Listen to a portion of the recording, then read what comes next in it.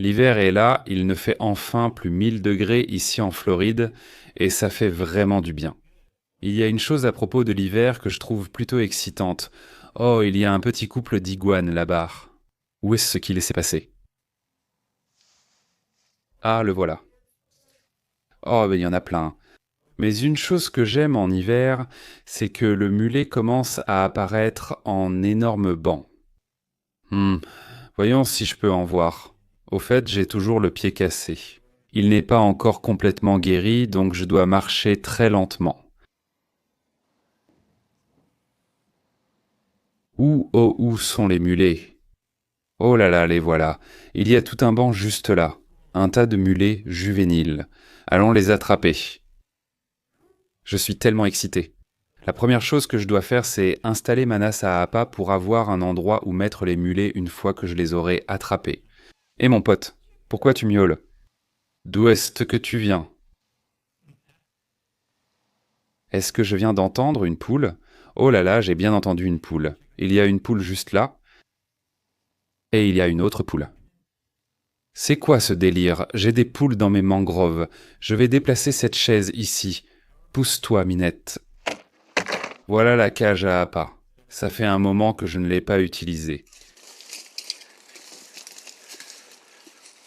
Hmm, il y a des feuilleux dedans. Ça aurait bien besoin d'un petit coup de propre, comme on dit. Peut-être un peu de super glue. Comme vous pouvez le voir, je vis selon la devise qu'on n'a jamais trop de colliers de serrage. Des centaines de colliers de serrage tiennent ce truc ensemble, et ils ne m'ont jamais laissé tomber. Regardez les poules. Regardez-les. Salut les bébés, vous traînez dans les mangroves. Que se passe-t-il ici? Fête de poule sans mon invitation? Hein, c'est Bubbles. La blanche, c'est Bunny.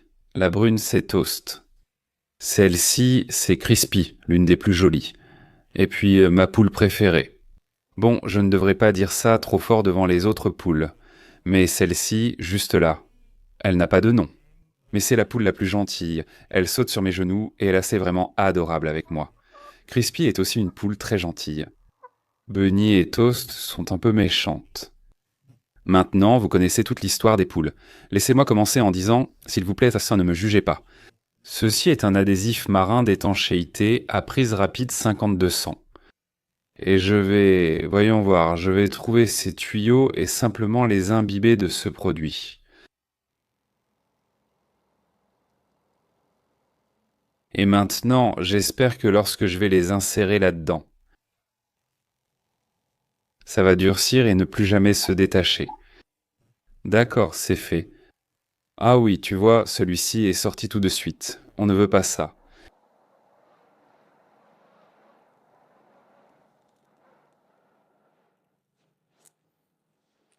Ah oui, ouais. D'accord, c'est bien. C'est un peu embarrassant d'admettre ça pour quelqu'un qui possède une chaîne de pêche sur YouTube. Ça fait environ 1 an que je n'ai pas lancé un filet de pêche. Et avant d'essayer d'attraper certains de ces mulets, faisons juste un lancer d'entraînement. Voyons si j'ai encore le coup de main.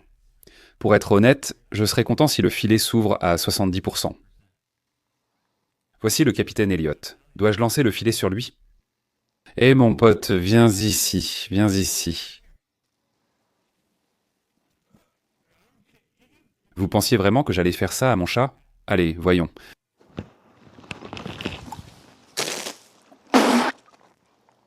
Oh là là, ça va être une longue journée. On a affaire à un... Eh bien, c'est ce que certains appelleraient une banane. Essayons encore une fois. Deuxième tentative. Très bien, c'est bien mieux. Ce n'est toujours pas parfait, mais j'évaluerai ça à environ 70% d'ouverture. Cette partie ici ne s'est pas bien ouverte. Cette partie-là, ça va. Je pense qu'on est prêt. Oh les gars, regardez. Oh mon pied. Oh, ça fait mal, Elliot. Oh. Comme je le disais, regardez ce que je viens de repérer. Oh, j'ai couru avec mon pied cassé droit sur ce fichu rocher. Bref, il y a une énorme pince bleue. Je dois faire attention où je marche. Il y a une énorme pince bleue. Regardez-le, regardez-le. C'est un costaud. Regardez-le. C'est un sacré gaillard. Je le mangerai toute la journée. C'est l'hiver. Les crapeteux bleus arrivent, les mulets arrivent, l'appât est abondant. Le wahoo et le maquereau roi arrivent. L'hiver en Floride est idéal pour la pêche, même avec du vent. Je veux dire, regarde comme il y a du vent. Donc tu te fais un peu plus secouer au large, mais la pêche, c'est meilleur. Qu'est-ce que vous préférez? Des mers calmes avec peu de prise, ou des mers agitées où tu es secoué mais attrapes du poisson? Dites-le moi dans les commentaires. Qu'est-ce que tu préfères, boy? Oh, je l'ai refait, je l'ai refait. Elliot, je ne pense pas qu'on soit prêt à aller au large avec notre pied. Nous avons quelques barracudas qui nagent ici dans les eaux plus profondes, et c'est pour ça que les mulets restent dans les eaux peu profondes là-bas, sur la plage. Donc je ne sais pas trop comment les faire venir vers moi. J'espérais un peu qu'ils viendraient mais simplement nager jusqu'ici. Il y a probablement environ 200 mulets, juste là. Sans mon pied cassé, j'irai dans l'eau, marcherai et lancerai un filet pour les attraper. Mais c'est un peu boueux et vaseux, et je sais que je vais vraiment abîmer mon pied si j'essaie de faire ça. Je joue donc la carte de la sécurité. À chaque fois que je dis faire attention sur la chaîne South Florida Fishing Channel, je finis par faire exactement ce que j'avais dit d'éviter. Ce thème revient souvent et finit généralement par une blessure de ma part. Il y a beaucoup de petits poissons de verre ici. Je peux lancer le filet, les attraper et les donner aux poules. Oh, les mulets arrivent. Maintenant, les mulets sont sur ma plage. Venez par ici, mes petits amis. Très bien, on change de stratégie. J'ai un plan. Allez, mon pote, on va faire une attaque surprise sur ces mulets. Tu peux tenir la caméra pour moi? Non? Mince, la caméra est toujours ma priorité numéro 1. Maintenant, je vais m'approcher discrètement de ces poissons. Je m'approche vraiment lentement.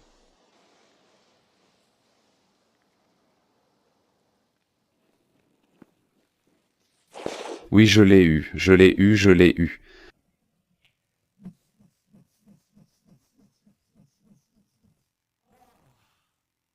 Je l'ai eu. Oh, un vient de sauter dehors. Oh ouais, on a de l'appât, les gars. Vérifiez, vérifiez, vérifiez ça. Regardez-moi ça. De vrais mulets à doigts authentiques. De délicieux petits gars. Oh, celui-là a une belle taille, juste là. C'est un peu profond ici. La plupart ont réussi à passer sous le filet, mais on en a tout de même attrapé certains. Alors, mettons-les dans notre piège.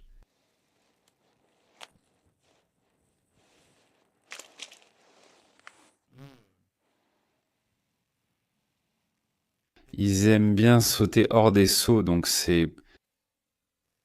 Ils restent calmes pour l'instant. Ai-je vu un petit poisson? Regarde cette petite chose. On dirait un guppy d'eau salée, c'est ce que ça ressemble. Voyons si les poules vont le manger. Oh, Bulès l'a pris. La voilà qui s'en va, repartant avec son prix. Elle se promène toujours avec le poisson en bouche, suivie par les autres poules. Et Elliot est juste au milieu de tout ça, en train de contempler la vie.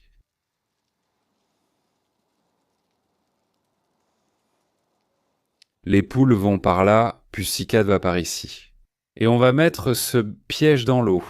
J'ai attendu longtemps pour mouiller à nouveau ce piège. Ou pas piège. Parc à appât. La façon dont j'aime préparer ça, c'est que je vais juste le nettoyer ici. Je passe la ligne sous le moteur, je la nettoie. Et comme ça restera juste ici. Et le soleil fait un peu comme ça, tu vois. Comme ça. Et le moteur étant comme ça, il fait de l'ombre sur la cage à appât. Donc pendant la journée, il ne chauffe pas trop. Et c'est pour ça que j'aime les mettre juste ici, à cet endroit. Où sont nos prisonniers? Enfin, je veux dire, nos nouveaux amis? Bon, s'il vous plaît, ne sautez pas du seau. Je ne peux pas risquer de perdre l'un de vous avec mes talents de lancer de filet. Ma plateforme de plongée me permet aussi d'accéder très facilement à mes appâts. Allons-y, versons-les. Regardez-les explorer leur nouvelle maison. J'ai reçu beaucoup de commentaires disant que mon enclos à appât devrait être circulaire. Si c'est un carré, les poissons mourront parce qu'ils ne peuvent pas nager en cercle correctement. Mais si vous vous souvenez, j'ai gardé environ 14 speedos, de gros speedos bien dodus, en vie ici pendant plus de 3 semaines jusqu'à ce que je finisse par les utiliser. Alors, tu sais quoi, le carré me va très bien.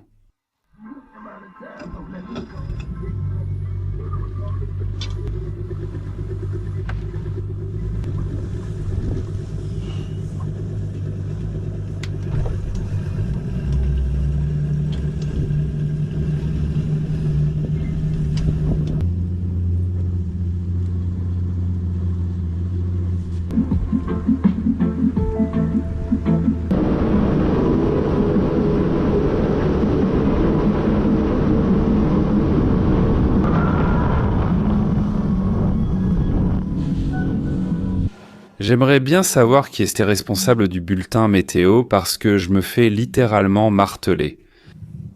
Je me fais gifler dans tous les sens. C'est vague.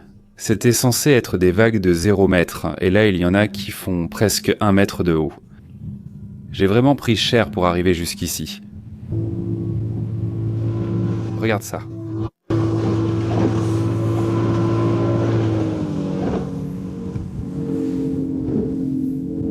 Je suis sûr que ça rend bien à la caméra. Ça rend toujours bien à la caméra. Mais il était censé y avoir entre 4 et 5 nœuds de vent, et là il y a des moutons, donc clairement il y a au moins 16 nœuds. Bref, je vais arrêter de me plaindre. Tu vois comme c'est vraiment turquoise juste là. De belles couleurs claires et lumineuses.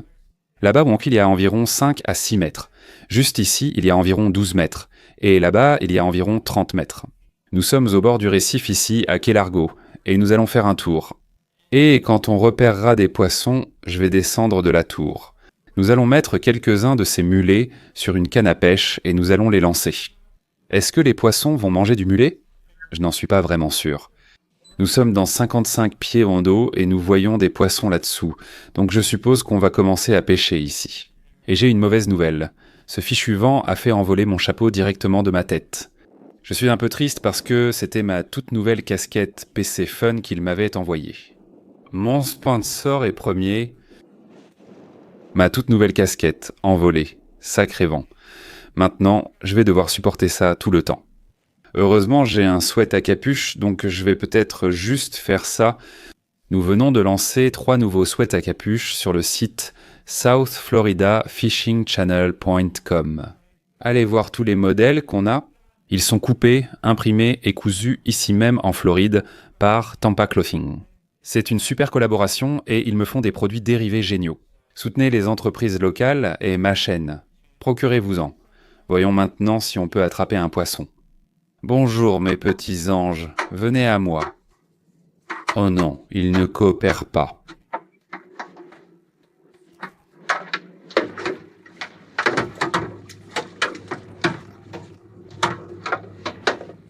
Vous me faites passer pour un idiot. Voilà, c'est bon. Ouf. Ça fait un bail que je n'ai pas utilisé une coupe mulet. Ici, nous avons le PC Fun Naughty X6000 avec une ligne monofilament de 15 livres attachée à un hameçon en gic. Et on va juste les accrocher directement par la lèvre supérieure et on va les laisser filer librement. Pendant qu'ils nagent autour, on va en envoyer un au fond avec un montage knocker. Oh non, je dois essayer d'en attraper un à nouveau. D'accord, regarde, boum, preux. D'accord, vous avez vu ça. Vous tous. Très bien, juste un montage simple de la South Florida Fishing Channel. On va les accrocher par la lèvre. Normalement, avec un montage knocker, j'aime les accrocher par la nageoire anale, mais là, on est assez profond. Donc, et on a un peu de dérive et on n'est pas ancré. Donc, je ne veux pas finir par les traîner dans l'eau. Bien sûr, maintenant, on ne voit plus aucun poisson sur le sonar. Allez, descends, il y va. Je n'ai jamais vraiment essayé de pêcher comme ça, où je dérive simplement le long du récif avec un appât vivant. Ce n'est pas trop mon style de pêche, mais j'espère que ça marchera. Oh, quelque chose vient d'attraper le... Attends, que se passe-t-il ? Quelque chose a attrapé ce mulet. Incroyable. Nous n'avons même pas pêché pendant 1 minute et mon mulet vient d'être coupé en deux. Allez, allez. Nous n'avons que 5 mulets. Cette vidéo pourrait vite devenir gênante sans appât. Oh, quelque chose l'a attrapé. Oh non, je n'étais pas prêt. À chaque fois que j'ai une canne à la main, l'autre canne se déclenche et ensuite je perds le poisson. Oui, on s'est fait voler un mulet, il nous en reste 4. Je pense qu'on peut dire sans risque que ce sera un bon moment. Oui, on repère beaucoup de poissons ici. Beaucoup de poissons à l'écran. Vous voyez ça? Donc ma stratégie maintenant, c'est que je suis allé un peu en amont du courant et on va lancer le mulet et on va les laisser toucher le fond, puis les laisser reposer un peu au fond. On change de spot avec des appâts vivants. C'est sympa, j'y prends vraiment plaisir. Ok, on vient d'atteindre le fond. On vient d'avoir une touche. Il semble que mon mulet m'ait été volé. Oh, il ne nous reste plus que 3 mulets. Le voilà, viens ici mon grand.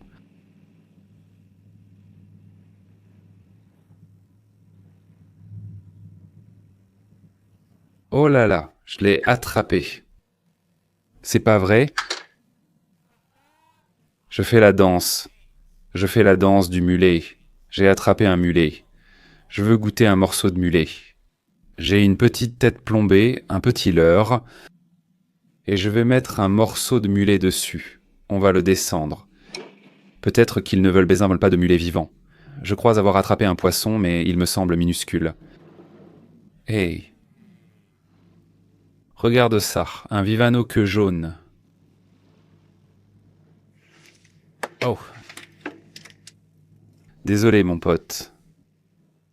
Tu es libre de partir, saute quand tu veux, ou reste avec moi.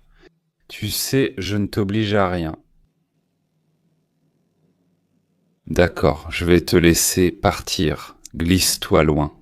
Ouah, oh là là. Mon mulet vivant a été complètement détruit. Nouveau mulet à l'eau. Tiens bon dehors, soldat. Oh mince les gars. Le mulet vivant que j'avais sur le montage Freeliner vient de se faire couper net. Il m'a coupé net. Je parie que c'était soit un maquereau, soit un barracuda, mais bon, c'était le dernier mulet. Et je vais l'accrocher à la nageoire anale et les laisser tomber. Directement vers le bas. Oh, j'ai touché le fond. C'est la première fois que ma canne se plie autant aujourd'hui. À quoi je pensais venir ici avec seulement quelques mulets? Oh, et c'est fini. Nous n'avons officiellement plus de mulets. Est-ce que vous pouvez m'aider et laisser un commentaire? Quelle était la meilleure façon d'utiliser du mulet vivant comme appât dans les quays de Floride, au large ou sur les récifs côtiers? Je dois savoir, mais derrière moi, de nombreuses activités sont en cours. Et nous avons un épisode vraiment génial qui arrive ensuite, il ne vous décevra pas. J'espère que cet épisode ne vous a pas trop déçu. J'ai eu du mal à attraper un poisson, mais vous savez avec quoi je n'ai pas de mal. Venez avec moi. Bonjour mesdames, excusez-moi. Excusez-moi, ah, je vois que vous profitez d'un bon repas. Très bien, j'ai un peu la main verte. Si vous avez regardé mes vidéos sur l'autosuffisance, j'ai planté ce papayer et il n'était qu'à peu près de cette taille. Il faisait moins de 60 centimètres de haut. Oh hé oh, les poules accourent par ici. Et il s'est transformé en une véritable bête. Et si on se pêchait une de ces papayes? Celle-ci me paraît bien mûre. Ce sera la première papaye que je récolte de mon propre arbre. Donc je ne sais même pas vraiment comment faire. Il suffit de tirer ou peut-être de tourner. Allez, donne-la moi. Oh. Oh, mon doigt est passé à travers. Oh, regarde ça.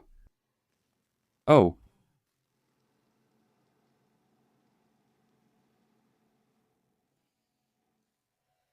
Ça sent comme si les portes du paradis s'ouvraient pour moi.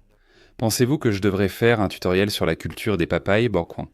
Parce qu'il y a un petit secret pour les rendre bien dodues et juteuses comme ça. D'accord, je vais mettre ma langue. Je ne peux pas m'en empêcher. Oh! Ouvrons-le. Qui est ce petit lécheur de barracuda? Les poulets aiment aussi le barracuda. Pourquoi manger du barracuda quand on peut manger de la papaye? Je vais juste le couper en deux pour voir ce qui se passe.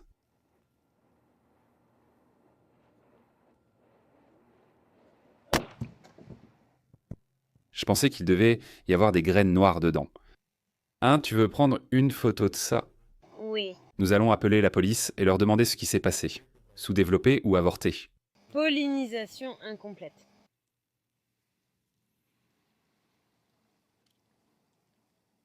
À moins que ce soit une femelle, dit-il. Ma première bouchée de papaye cultivée à la maison. C'est bon? Oui, c'est bon. On dirait un melon sucré. Pourquoi pêcher si on peut manger de la papaye? Ce pourrait être le dernier nom. C'est une bonne journée. Maintenant, je suis tout collant. De quel caillou parlais-tu? Cela... C'est la colonne vertébrale, les disques vertébraux dans une colonne. Ta colonne vertébrale est en fait de disques. Oui. C'est ce qu'ils sont. Quoi? Oui, ils s'empilent comme ça. C'est la colonne vertébrale. De quoi? La dernière personne qui m'a contrarié. Bébé... Je ne comprends pas. Ça vient du poisson? Oui, ça vient du poisson. J'ai attrapé un vieux barracuda. Tu vois comment? Tu les vois juste là? C'est comme ça qu'ils sont. Vraiment? C'est fou. Mais il venait d'un très gros barracuda. C'était d'un mon dernier associé. Il a tenté de partir avec certains de mes bitcoins. J'avais un barracuda et avec le temps, sa colonne vertébrale s'est désintégrée. Maintenant, il y en a tout un tas. Regarde combien il y en a. Combien de disques vertébraux y a-t-il dans un barracuda? Un jour, ce barracuda sera comme ça. Je comprends que je dois commencer à attraper des poissons plus gros, sinon vous allez commencer à cliquer sur le bouton de désabonnement. Après tout, c'est la chaîne de pêche du sud de la Floride. Alors, pendant que je termine la deuxième moitié de ma papaye, je vais sérieusement réfléchir à comment attraper des poissons plus gros. N'hésitez pas à laisser un commentaire sur cette vidéo. Je vais tous les lire, qu'ils soient gentils ou méchants. Je prendrai vos conseils. Je n'ai même pas fait exprès de rimer, mais ça sonne plutôt bien. On se retrouve au prochain épisode, je vous promets qu'il sera excellent.